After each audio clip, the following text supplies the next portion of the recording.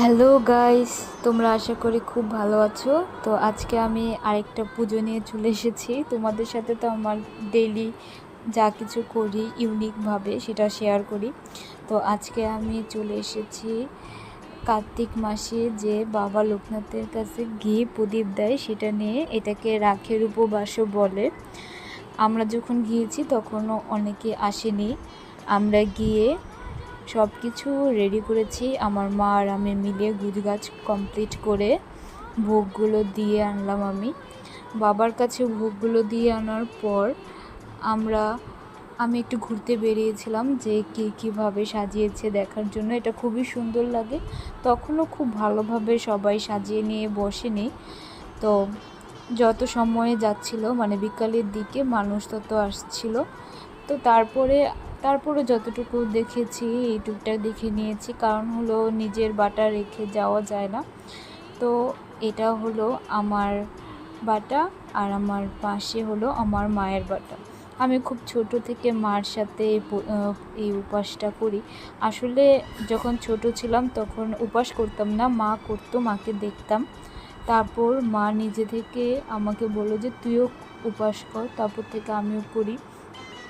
তখন অনেক মানুষ চলে এসেছে অলরেডি, তারা সবাই বসে পড়েছে। আর সাথে অনেক বিদেশিরা আসছে।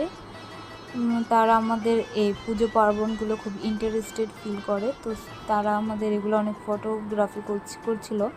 তো যাই হোক, পুজো দিতে গিয়ে মোটামুটি অনেকক্ষণ বসে থাকতে হবে, তাই আমরা কিছুক্ষণ দাঁড়িয়েছিলাম।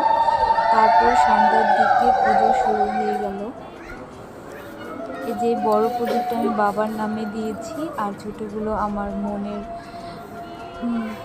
বাসনা যাতে বাবা পূর্ণ করে আশীর্বাদ দেয় সেজন্য আর কি।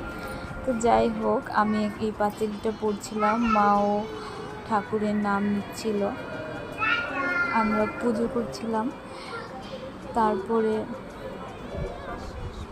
আশেপাশে সবাই প্রদীপ ধরেছিল। এই সময়টা অনেক সুন্দর লাগে, যদি ঘুরে ঘুরে দেখা যায় অনেক ভালো লাগে। এই সময় প্রদীপ ধরানো থাকবে যতক্ষণ আমরা একদম কোনো কথা বলি না, চুপ করে থাকতে হয় আর বাবার নাম নিতে হয়, বাবার কাছে নিজের আকুতি মিনতি জানাতে হয়, যেভাবে করছিলাম আর কি আমরা।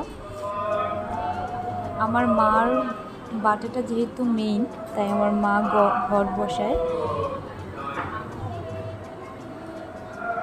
এভাবে প্রদীপ ধরানো হয়ে গেলে প্রদীপটা উল্টো করে দিতে হয়, একটু জল দিয়ে।